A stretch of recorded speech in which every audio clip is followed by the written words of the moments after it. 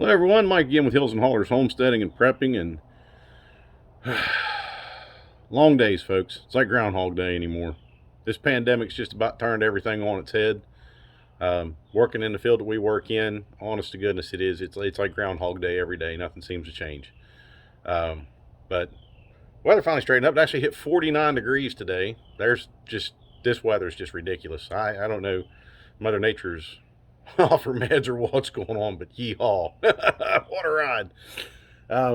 So, local news, if you're not from here, looks like the governor of West Virginia has COVID 19, tested positive, and I guess he's in the hospital now. And kind of touching back on the video I put out yesterday about the hospitals and healthcare workers and everything. And staffing is one of the biggest issues that we have, and it's been like that. When I went to nursing school in 2001, they told us, like, the first 2 days of class, they said, there's a projected nursing shortage coming in the next 20 years. And honestly, because this was a study at the time, they said within the next 20 years there's going to be a projected nursing shortage. And if every nursing school in the United States graduated 100% of every class for the next 20 years, there's still going to be a nursing shortage in the end. And, we've seen that. We've seen it play out pretty much throughout, and we didn't have to wait 20 years to see it happen. People just kind of changed and just, 5, 6, 7, 8, 9, 10, even 15, 20 years in healthcare, and they're like, nah, this isn't what I want to do anymore. So more nurses were leaving bedside. They were taking on, other duties, other types of professional ventures in the field of nursing, legal nurses, and just all kinds of different, avenues you can go. And that's the good thing about nursing is it's one of those fields where you can pick a specialty, and there's so many specialties and areas to choose from. There's nurses that's pretty much never laid a hand on a patient since the time that they graduated nursing school, and that's just because of the specialty area that they chose to go into. But it's been going on for a long time. My job, even though it's clinical, I have no physical contact with my veterans. Any of the patients that I have no physical contact with them. It's all done virtually. Now, when we were actually on site at the hospital, when we had an office there, we did see them. They would come into the office, some of them would and stuff, and we would go over everything with them there. But since then, no. I mean, we've not done anything more than virtual contact, which is fine because everything that we do is virtual anyway. But with Jim Justice, the governor of West Virginia, being in the hospital, and I hope he does well. I hope he heals and recovers well. And I don't wish that on anybody. I really don't. But they said that they're going to activate the National Guard here in West Virginia to help cover nursing shortages in some critical areas. And so if you think about it, it's kind of like this. If I'm in the National Guard, if I'm a registered nurse and I'm in the National Guard, and my job in the National Guard or any Army is a nurse, then my duties when I go to my weekend drill, my 2-week, annual training, I'm a nurse, okay?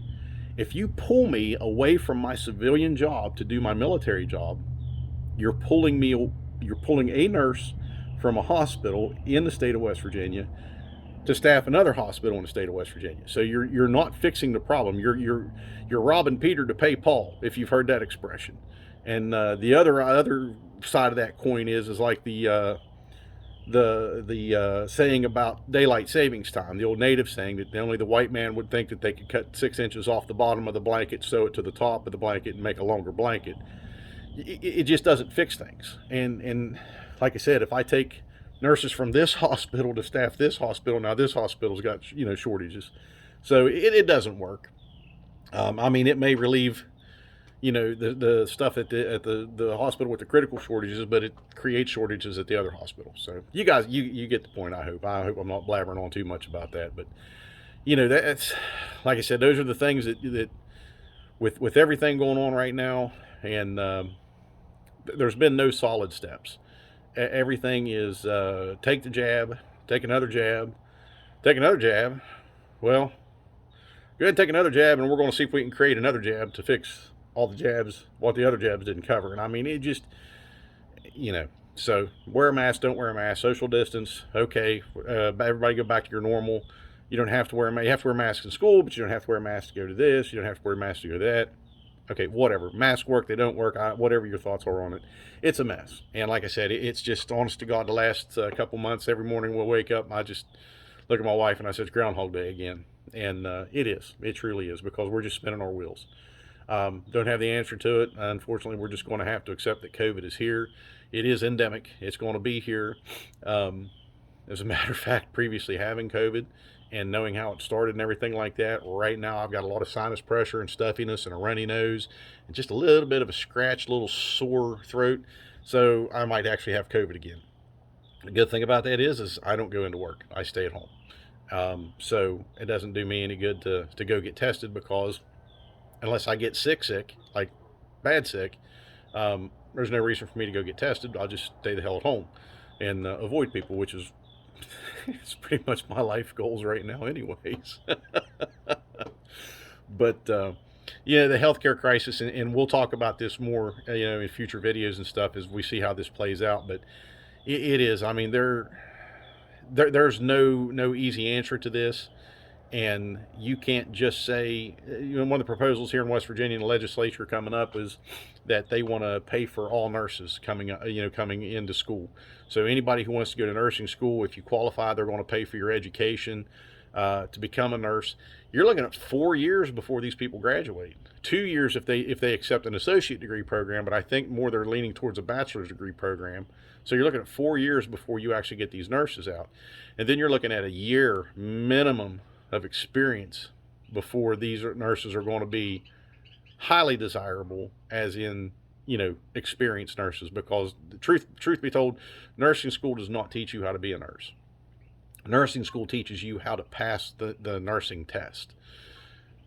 Getting out there working, taking care of patients, and working with seasoned nurses is what teaches you to be a nurse. Okay, so don't be fooled by that. But anyways, so you're looking at, it's still 4 years, even if it goes through like that. And then the problem with that is what you're going to get is like what happened in the last 15 years, is you're going to get a bunch of people going, yeah, nurses, they make good money, man. There's always going to be jobs in healthcare, so I'll go to nursing school. And they've never taken care of somebody like that in their life. And they go to nursing school and they go through the motions of nursing school, and they get out and they start getting assigned, 5, 6, 7, 8, 9, 10 patients at a time. And they're like, oh man, I gotta wipe his butt. I gotta do this. I gotta do that. Are you kidding me? I don't want to do this. And then it comes down to it. They just don't want to. They don't want to do the work. And my guineas are alerting to something out here.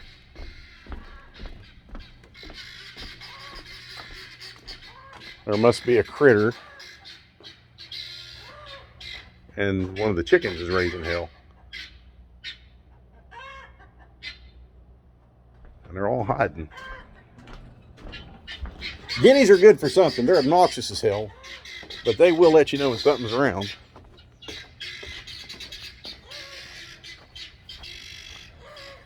All right. What is it? But, like I said, that actually did happen. A lot of people, there was a stint there where a lot of people went to nursing school because of the availability of jobs, the good pay, the good benefits and stuff like that. And hospitals were offering sign-on bonuses where, in education forgiveness stuff. And then they were getting into these jobs and they're like, man, I don't want to do this. And a lot of it was people being buttholes. And people are buttholes. There are people who expect, okay, all right. Oh, Jesus, these things. All right. Okay, crisis averted.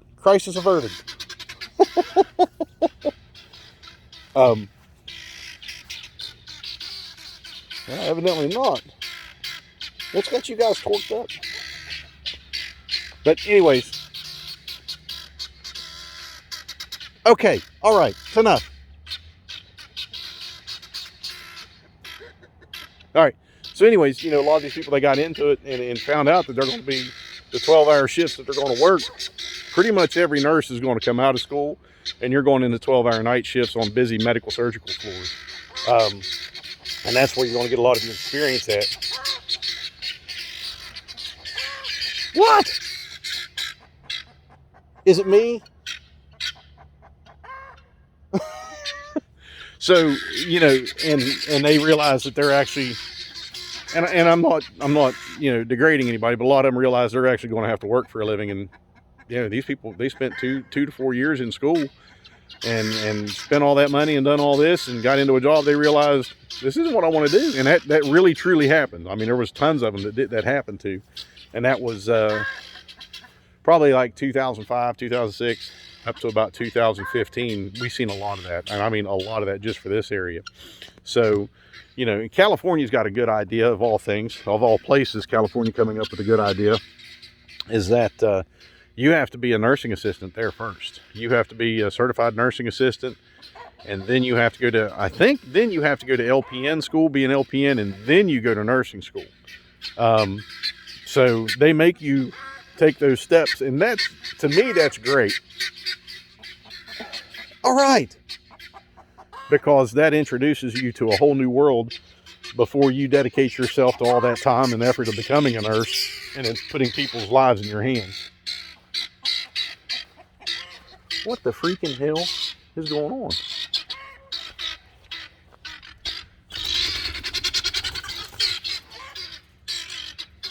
These guineas are losing their absolute bloody minds. And I don't know what for. I'm here looking under the coop. I don't see anything under the coop but chickens. Psychos. Somebody light your butt on fire? All right, anyways.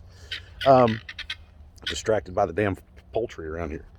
But, you know, so healthcare, it has. I mean, it's been decimated for the last couple decades. And so there's no easy fix to it.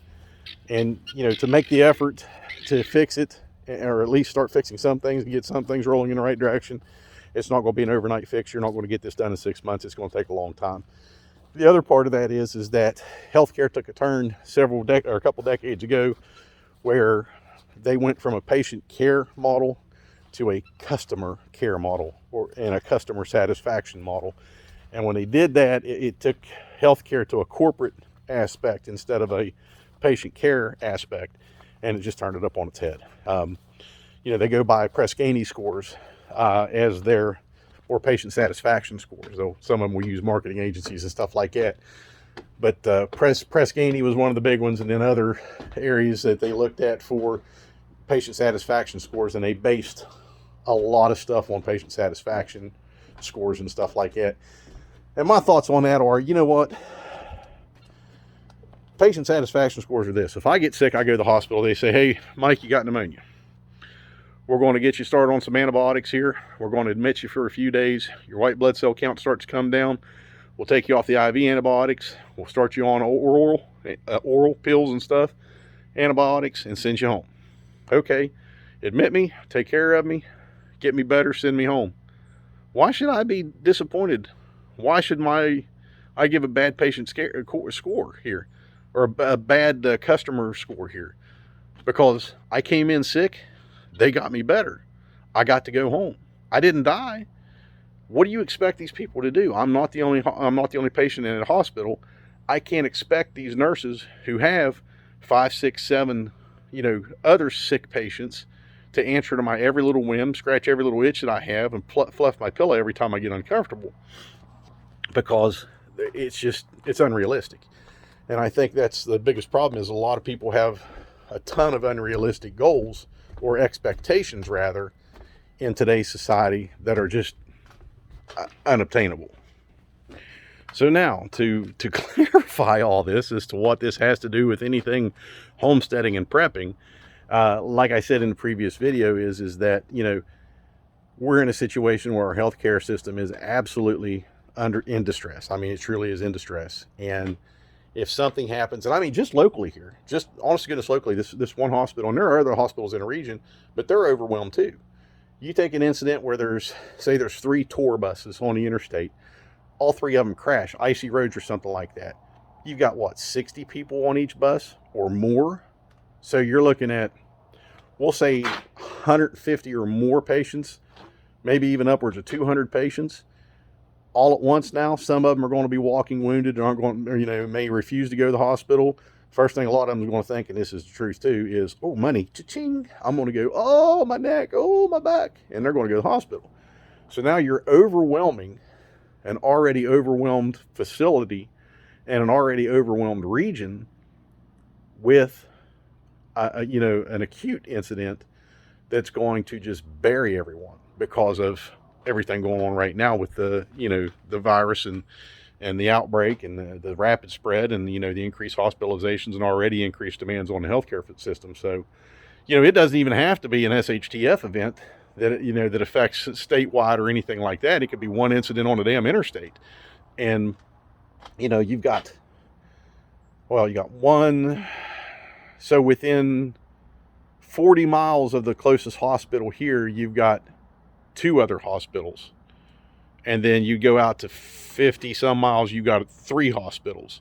You got 3 hospitals and then 4 once you go out past 50 miles and stuff. So, you've got an extended transport time for these other facilities to divvy up these patients. But like I said, it's going to tax the system. So what this has to do with prepping again is learn to take care of yourselves. Learn to make the decision to improve our health. Make the decision to get ourselves in a better state, because if something would happen, again, that is not the time to have to seek medical care for a problem that you could have prevented before all this came to be.